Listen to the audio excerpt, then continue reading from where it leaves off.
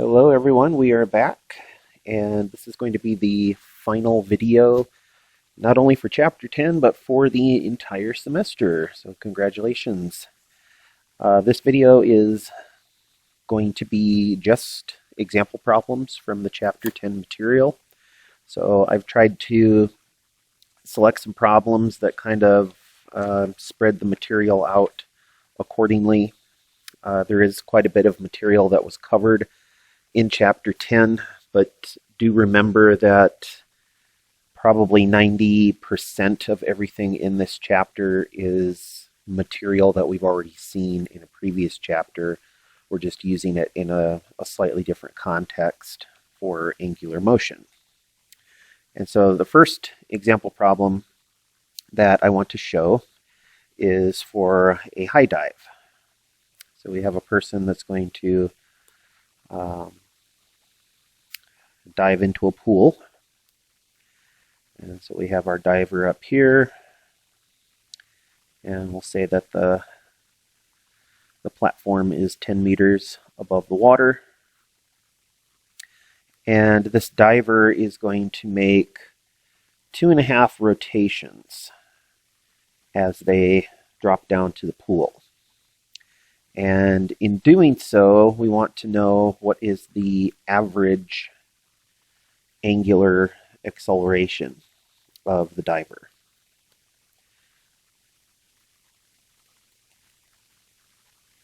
So 2.5 rotations during the dive. So I guess to draw 2.5 rotations, we can do 1, 2, and then they'd have to go in head first for that final half portion. So there is obviously some angular motion that is occurring as this diver is spinning, and we want to know what that average angular acceleration is going to be.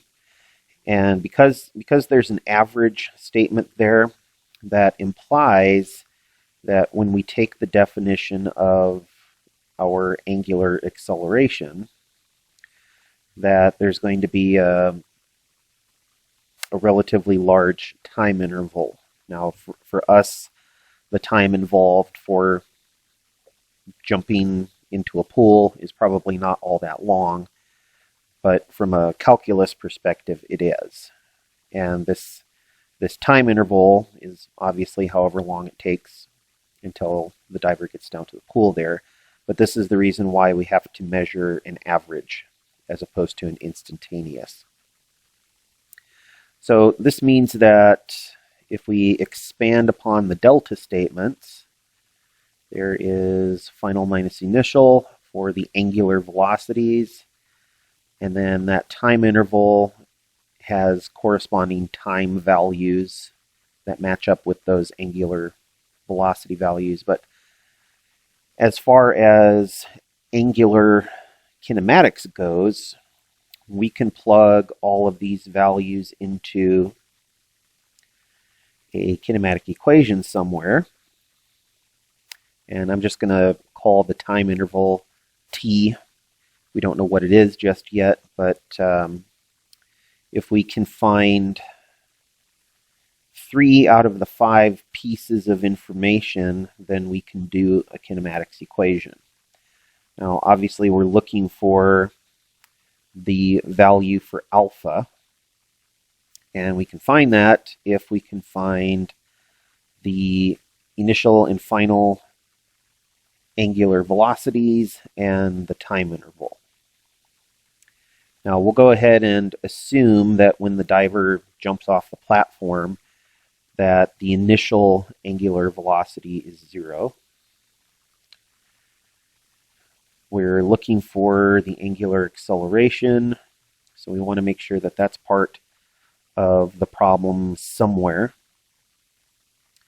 It would be nice if we knew what that final angular velocity was, but all we know for sure is that we've gone through 2.5 rotations.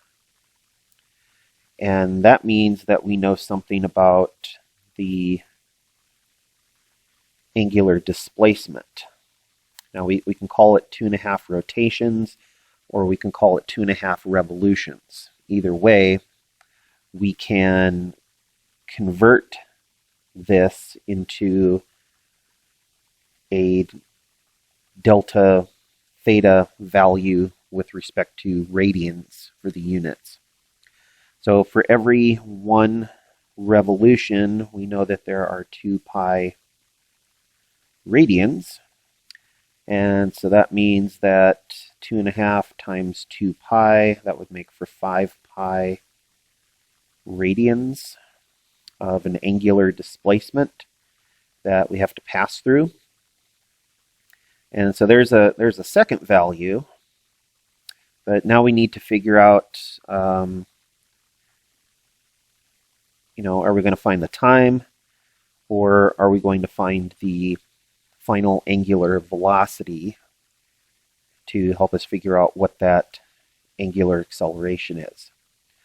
And another thing that we should mention is, does this angular acceleration, does that average value necessarily equal what we have here in our kinematics system? Because for kinematics, we have to have a constant angular acceleration. Well, if our angular acceleration is constant, then the average of a constant is the constant. So that should work out okay. But we're going to need at least one more piece of information before we can solve for that acceleration value. So going back to the picture, there's really nothing that clues me in as to what the final angular velocity of the diver should be. But I do know how long it should take for the diver to fall a displacement of 10 meters. That's just a regular kinematics equation. So if we set up a regular kinematics equation using the regular kinematic values, let's see here. The amount of time that's required for the diver to get from the top of the platform down to the water, that is the amount of time in which the diver can rotate. So if I can solve for that in this case, then I can use it in the angular kinematics equation on the left, and then I'll have my third piece of information, and I can solve for the angular acceleration for the system. All right. Well, at the top of the platform, we are again going to assume that the diver started from rest. So this will be 0 meters per second. We will reach the water with some final velocity, which we don't know. The acceleration will be an acceleration due to gravity. Gravity always points down. In this case, it would be good to have a reference frame, because everything about the linear kinematics, these are all vectors that could potentially have components associated with them, but it's a one-dimensional problem, so I think we're okay. I'm going to let down be the positive direction for this system. That means that my acceleration will have a positive value, and since we're displacing down, we will have a positive 10 meters for the overall displacement. That's enough information to solve for the time interval. We need the equation that leaves out the final velocity. That is going to be this one. We need to rearrange and solve for time. Right now that's a quadratic equation, so I'm going to go ahead and utilize the 0 for the initial velocity. That will make the first term 0. And then we no longer have a quadratic that we have to deal with. We'll rearrange this to solve for time. And we'll plug all these values into our calculator. We have 2, 10, and 9.8. So this is going to be just a little bit over square root of 2, which is about 1.4 and some change. Put all that into the calculator. 1.43 is what I will round that up to. 1.43 seconds is the amount of time that it takes for the diver to get down to the water, and so that is the amount of time that the diver has to rotate. And that is our third piece of information. So let's see what happens when we go to solve for the angular acceleration. If I take the numbers that I currently have, which are initial angular velocity, time, and angular displacement, I can plug those into a kinematics equation that leaves out the final angular velocity. That equation is this one. And we want to rearrange to solve for alpha. I'm going to go ahead and plug in the 0 value that I have just to make things go a little bit quicker.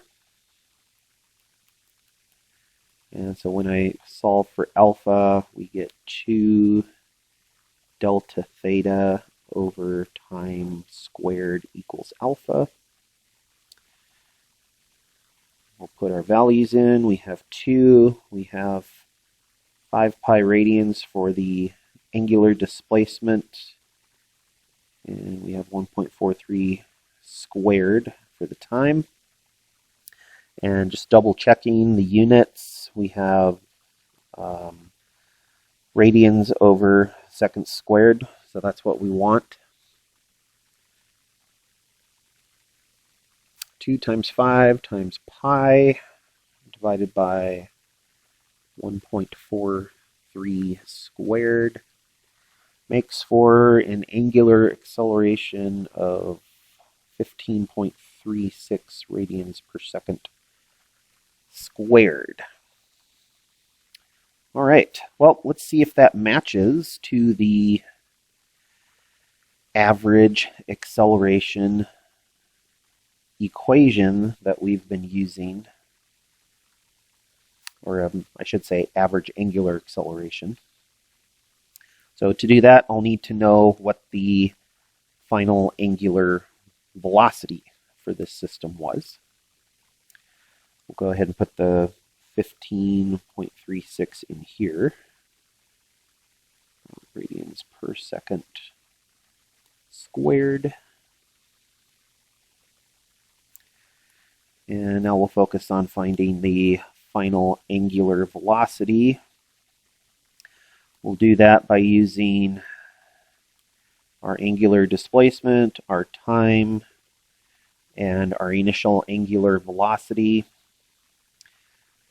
We don't want to use alpha for obvious reasons because we're trying to duplicate the answer that we got. And so, make some room down here. The kinematic equation that leaves out the angular acceleration is, let's see, delta theta equals half initial plus final angular velocity times time. Okay, again, the initial angular velocity is 0, so we'll put that in there.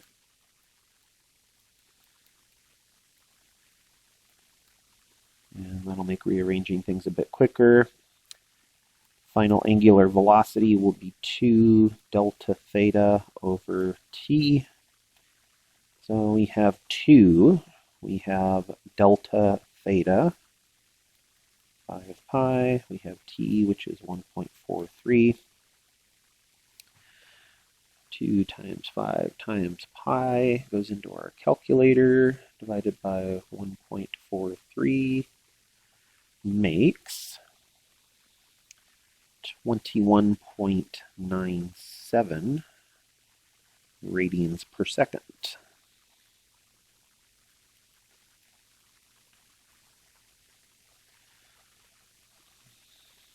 That value will go into our average angular acceleration expression, 21.97, minus the initial angular velocity, which is just 0, over the time interval of 1.43. So 21.97 divided by 1.43 makes for 15.36 again. So 2 different ways of getting the same answer. Because we were looking for an average angular acceleration, the average of a constant is obviously going to be the constant, and so the kinematics solution would be a valid solution to the problem, but it's always good to be able to reproduce the same answer using a different approach. And so that was part of the reason for doing this particular example problem. Note that we did have to go back and actually use the linear kinematics to get part of our answer. This would have been an impossible problem without knowing the time of the fall. And so that's where the 10 meters and the gravity and the initial linear velocity of 0 came in. Without having that time, we would not have been able to do this problem. All right, moving on to the next example problem. We have a wheel of radius little r, and this wheel is going to spin based on an angular position expression of 4t squared minus 8t plus 1. So this equation is telling us as time goes by how will the angular displacement of the wheel change. So right away what we can do with this is we can go through the calculus and we can say that with a change in angular position with respect to time, we will get an expression for the angular velocity of this wheel at any time. Then if we continue with the calculus, if we take another derivative with respect to time, this will produce an expression for the angular acceleration of the wheel with respect to time. So let's go ahead and produce those functions right now. And then if we need to use any of those, we'll have them available. Otherwise, it's just good practice to figure out what these functions are going to look like. So we're just going through with a basic derivative. We need to take the derivative of the function with respect to time. So the first term is going to turn into 8t minus the second term will just turn into 8, and the third term will go to 0 because it doesn't have any t values associated with it. So there's the function for the angular velocity with respect to time. If we take the derivative of that with respect to time, then we just get 8. And the important outcome for this is that the angular acceleration with respect to time is constant. And that means that we would be justified in using our kinematic equations with this system. We'll go ahead and sneak in the units for everything, just as a reminder. After we put in some time values, we do need to have the appropriate units. Now, given any time, if I were to ask how many radians has the wheel passed through after 10 seconds, well, we can take our expression for theta and we can evaluate that at 10 seconds. For everywhere that there's a t, we would plug in 10 and evaluate that, and we would get our answer. So we would have 400 minus 80 plus 1. So that would be 321 radians, if I did that right. But then we should be able to do the same thing for the angular velocity. If after 10 seconds have gone by, how fast is this wheel spinning? So we plug in 10, and we're going to get 80 minus 8, which is 72 radians per second.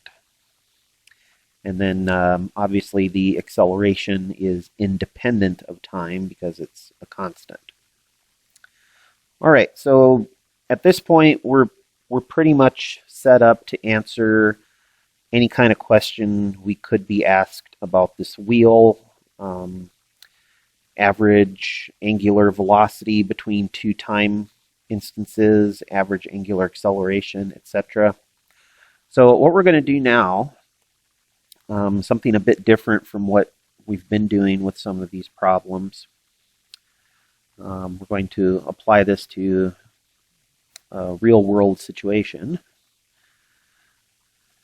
Not that we haven't done that in past problems, but we're going to take this wheel and we're going to connect it with a drive belt. And so this belt passes over the surface of the first wheel. And we'll go ahead and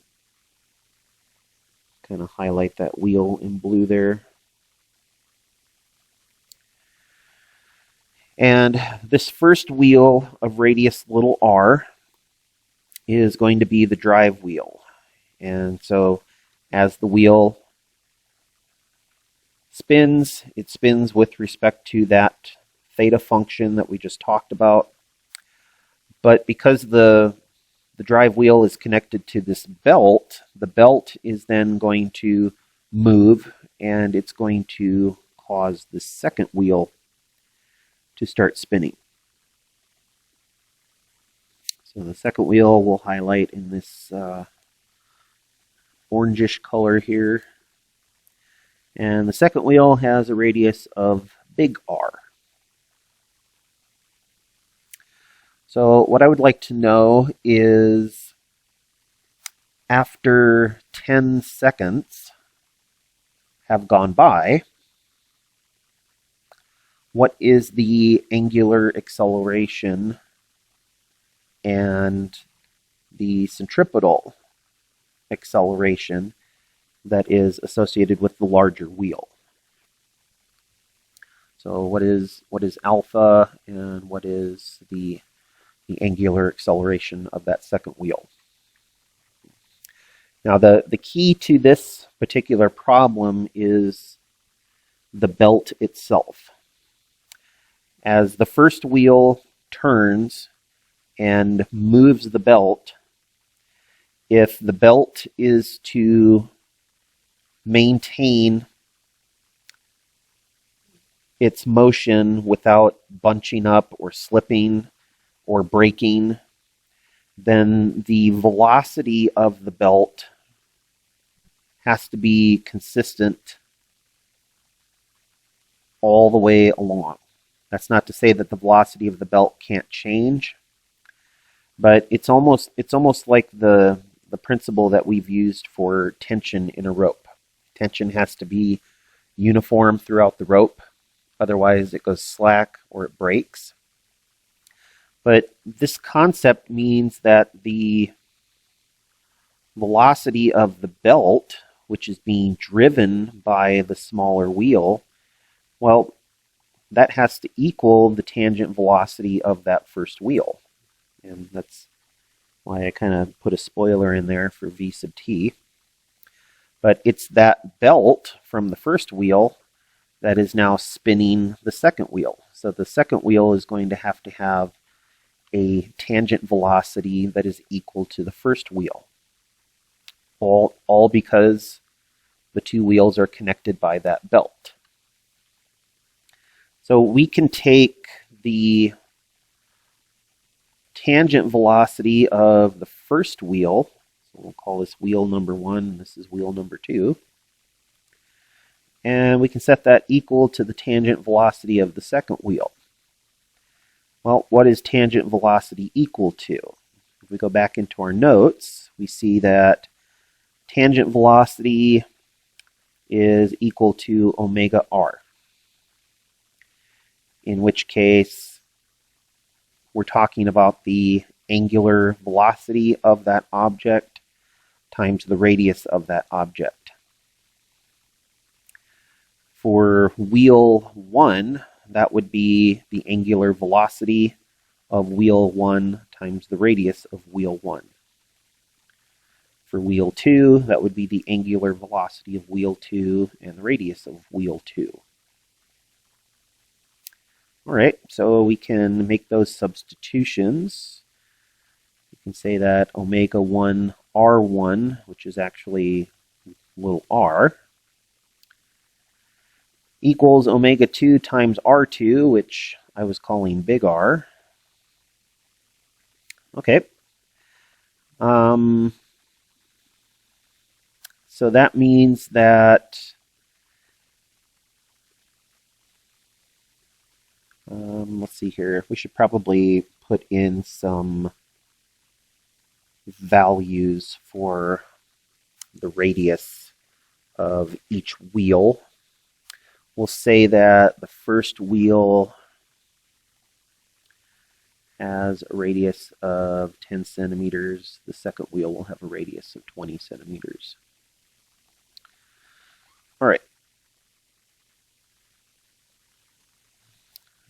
So that means that the second wheel would have an angular velocity that is equal to 1/2 of the first wheel. And that's just by plugging in the values of R1 and R2. We have 10 over 20. So the second wheel is going to be spinning at half the rate. So what does that mean for its angular acceleration and its centripetal acceleration?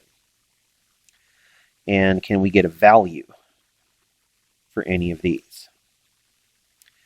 Well, omega 1 is supposed to be the angular velocity of the first wheel, and we said after 10 seconds. Well, we have an equation over here that tells us what that angular velocity should be after 10 seconds. In fact, we already did that. We plugged in our values and we saw that the angular velocity of the first wheel after 10 seconds should be 72 radians per second. And that means that the angular velocity of the second wheel would have to be half of that, or 36 radians per second. So how does that help us? Well, we can find the angular acceleration of the second wheel by going through and using the kinematics for that second wheel. If we start with, let's see here. I wanted to start with an initial angular velocity of 0, but that's not actually going to be true. This is the tricky part here. At any time, the angular velocity of the second wheel has to equal half the angular velocity of the first wheel. So what is the initial angular velocity of the first wheel? Well, that should be the angular velocity at time t equals 0. What do we get when we plug in 0 for t? Well, it's not 0. It's -8. And so the initial angular velocity of the second wheel has to be half that of the first wheel. So that means the second wheel was initially spinning with a speed of -4 radians per second. Interesting. Final angular velocity at the 10-second mark, that's the 36 that we came up with. The time that it takes for this to happen is 10 seconds, and so that's all we need. We have the 3 pieces of information. We can solve for the angular acceleration of the second wheel. And any guesses as to what it might be in relationship to the angular acceleration of the first wheel? Well, let's find out. We need the kinematic equation that leaves out delta theta. And that would be this one. And we're going to take the difference in our velocities, divide by time. Now, do be careful with your algebra here. Your final angular acceleration is 36. And you have to subtract the value of the initial, which is -4. We divide that by 10. We get 40 over 10, or 4. So the angular acceleration of the big wheel is half of the angular acceleration of the little wheel. Interesting. Last question we have to answer, what is the centripetal acceleration of that big wheel? And centripetal acceleration, we can measure this in one of 2 ways. We can take the speed squared divided by the radius of the wheel, or since we're talking about the speed at the rim of the wheel, that's actually the tangent velocity, which can be rewritten as omega squared r. We can take v sub t, which is omega squared, or excuse me, omega r, but then we square that value, we get omega squared, r squared over r, which is just omega squared r. And we can plug in the values for really either wheel. It doesn't matter. We can find the centripetal acceleration for both wheels if we want to. But for wheel 2, the angular acceleration is 36 radians per second, and we had 20 centimeters, or 0.2. And that's going to give us,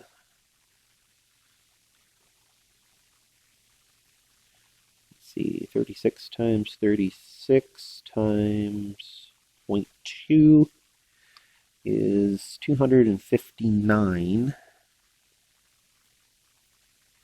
Now remember, when we convert from angular values to linear values, we have to drop the radians. And so in doing this, we go from having radians per second squared to having meters per second squared. So we'll just double check this real quick.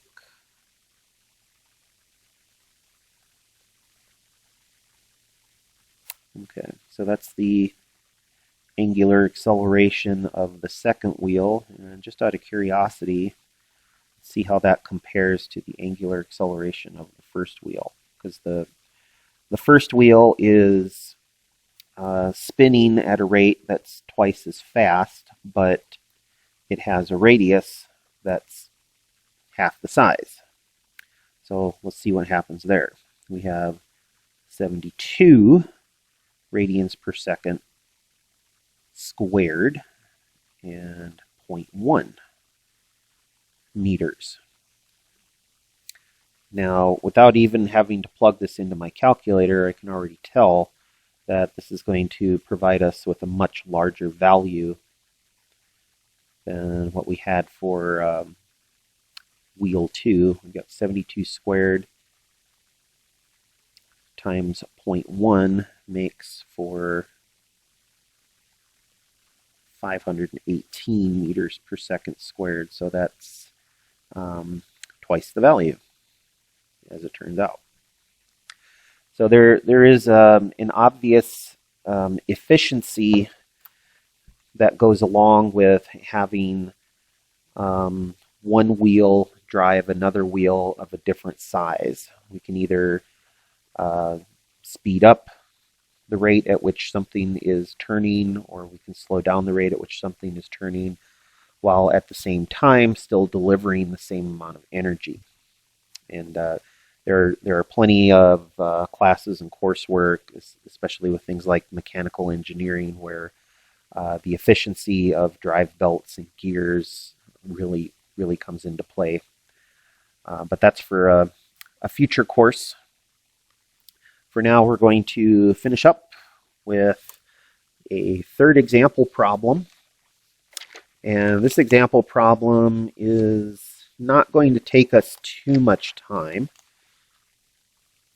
What we want to do is we want to take a car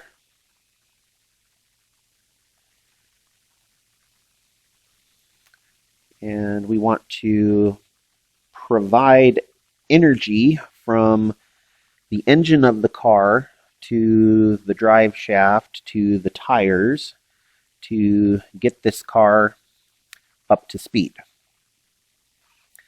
Now, the car itself, we'll say, has a mass of 1,000 kilograms. Each tire on the car will have a mass of 18 kilograms. I looked up some standard weight values, etc., and a radius of, we'll say, well, we'll make this some pretty big tires. We'll go 40 centimeters. So 0.4 meters. Now, to get this vehicle up to speed, we're going to start with an angular velocity for each wheel that is at 0. So obviously we're at rest. And then we want to bring this vehicle up to a final angular velocity of 2,000 revolutions per minute. And we want to do that in 5 seconds. So we can imagine this is like a race, drag racing or something like that. And what I want to know is how much power does the engine of the car have to provide to get this vehicle up to speed? Well, the first thing that we might want to figure out is how much power needs to be associated with getting the wheels to spin. And the way that we can do that is if we go back to our definition of power in the previous chapters, power is the rate at which work is done. So if we know how much work is done with respect to time, then we can find power. Now, there are different ways of finding work. We could do force over displacement. We could do change in kinetic energy. But for a rotating system, work is based off of torque and angular displacement. We can still do a change in kinetic energy for a rotating object. That's not a problem. We have the equations that we can use. But well, if I can find the change in energy for a system, then that's really all I need to find the power. And as we said, we can use things like kinetic energy for a rotating object to find the change in work, or we find out how much work is done, and then that'll tell us what the power is associated with the vehicle. All right, well, to do that, I'm going to need to know the rotational inertia of the tire. Now we'll go ahead and assume that the tire is of a uniform density. The mass is equally distributed throughout the shape of the tire itself. And so if we look up the rotational inertia of a solid wheel, that is 1/2 the mass times the radius squared. Actually, let me just double check that so that I'm not making a huge mistake here. Rotational inertia of a solid wheel. We'll look this up on Google and let's see if it will give me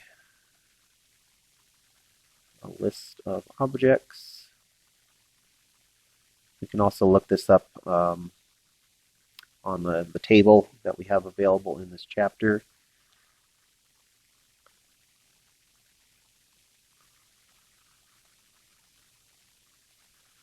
So the moment of inertia for a solid wheel.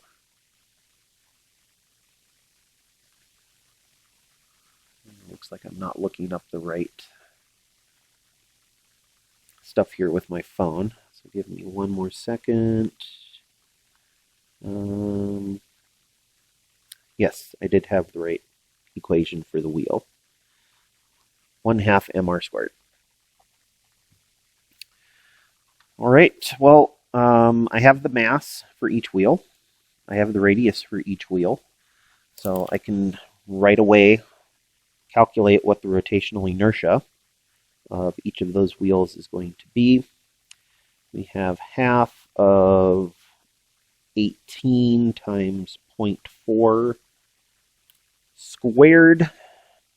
This comes out to be 1.44 kilogram meters squared.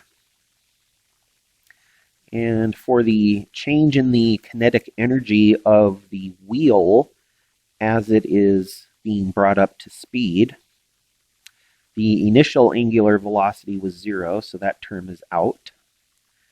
But the final angular velocity needs to be in radians per second. Right now it's in revolutions per minute.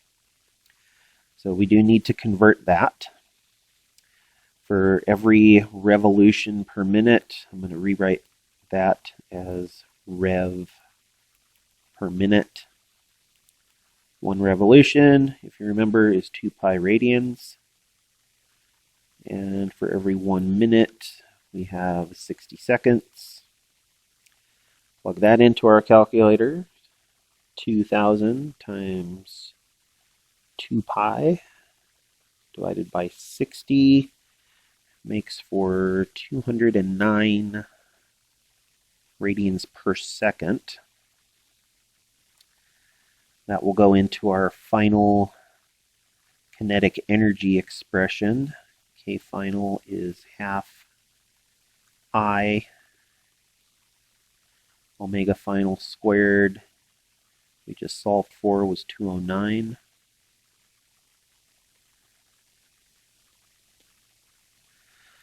So our final kinetic energy, 209 squared times 1.44 divided by 2 is 31,582 joules. And so because the difference is just the final value, we have the change in our kinetic energy, which is 3158.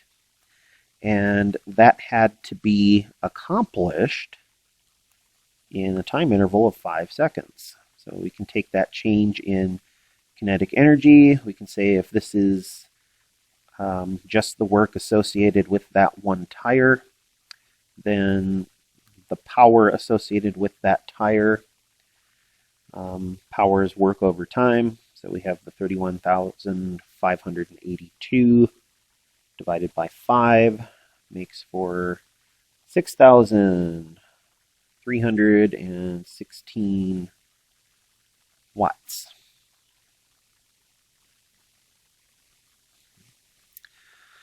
But that's just for one tire. What's it going to be for the entire vehicle? Well, that is a very good question, because different vehicles are put together in different ways. In some cases, you have vehicles that are two-wheel drive. You have some vehicles that are four-wheel drive.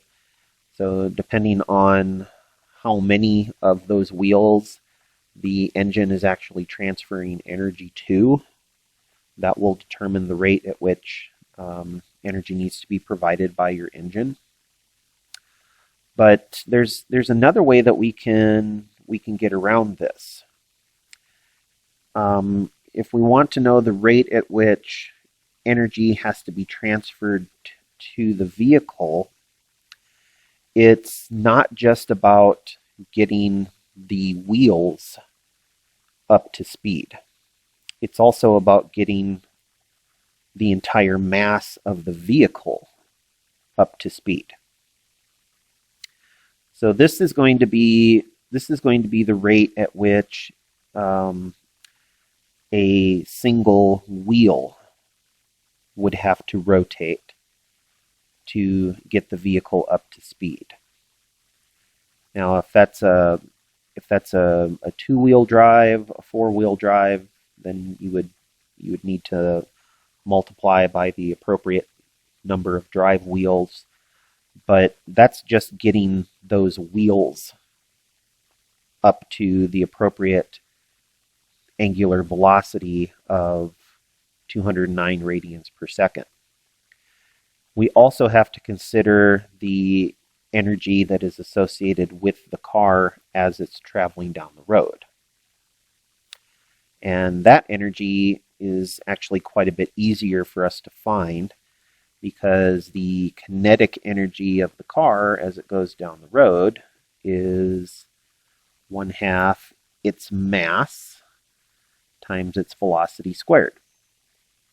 The question is, how fast is the car going to be traveling down the road? And that can be answered by finding the final angular velocity of those tires. We know that we can convert between the physical and the angular values by starting with our arc length expression and then just going through a couple of rounds of calculus to get these equations. And this is the one that I want. The rate at which the wheel is spinning will tell us the physical velocity at the rim of the wheel. Well, the physical velocity at the rim of the wheel is going to have to tell us the physical velocity of the vehicle as it's driven forward. Well, we know what the angular velocity of the vehicle is. It's 209 radians per second. And we have a tire of radius 40 centimeters. So we'll put all that together. 209 times 0.4.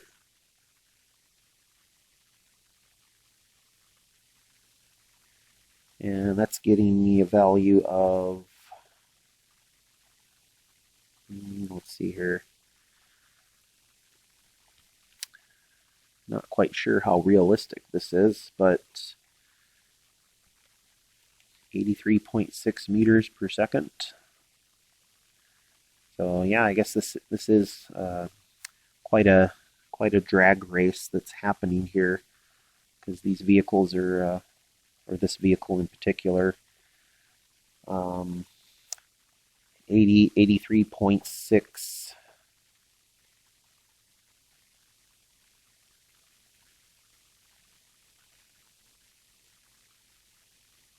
And I think that's probably too high of a value to be expected for a car like this, but we're kind of committed here with the work that we're doing. So unless I've made a serious error somewhere, double check.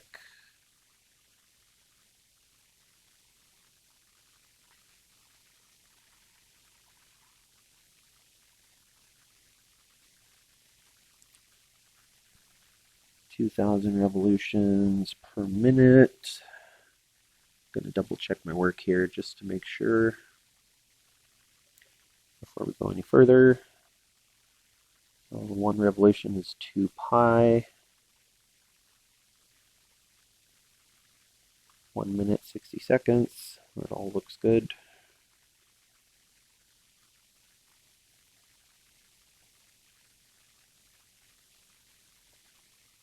Yep, 209 radians per second.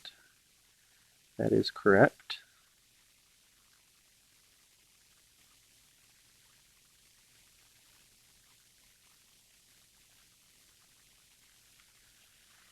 All right, well, I guess everything is in the right spot. I just came up with some unrealistic values, unfortunately. But like I said, we're committed at this point. So with that being the velocity of the vehicle, we now bring that up to our kinetic energy expression. We've got 1,000 kilograms. We have the 83.6 meters per second, which has to be squared.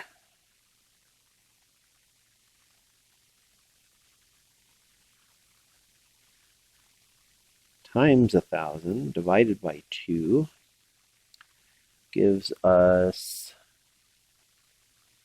a kinetic energy of 3.45 10 to the 6 joules. And so now,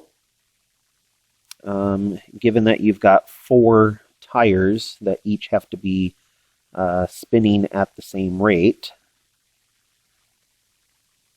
we've got that value times 4.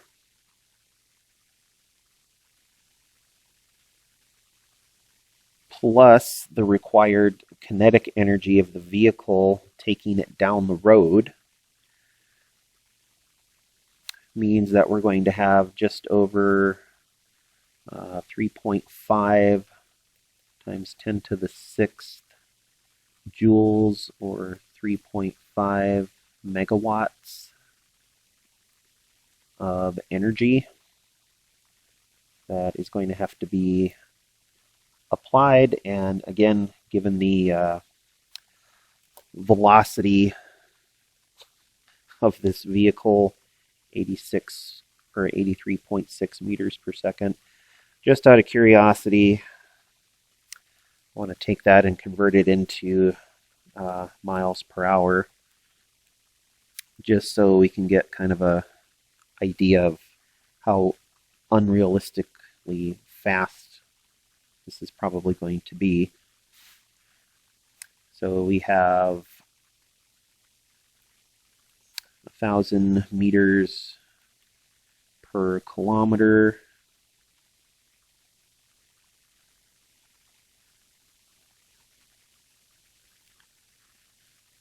And let's see here.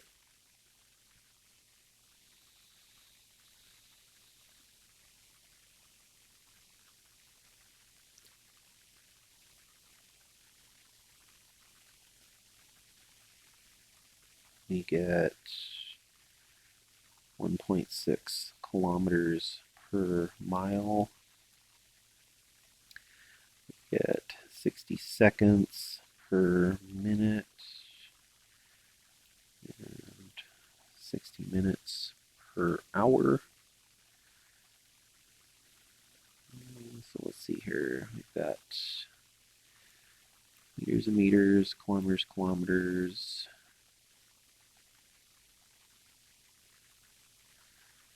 Minutes, minutes, seconds, seconds. All right, so this is going to be about 300 miles an hour,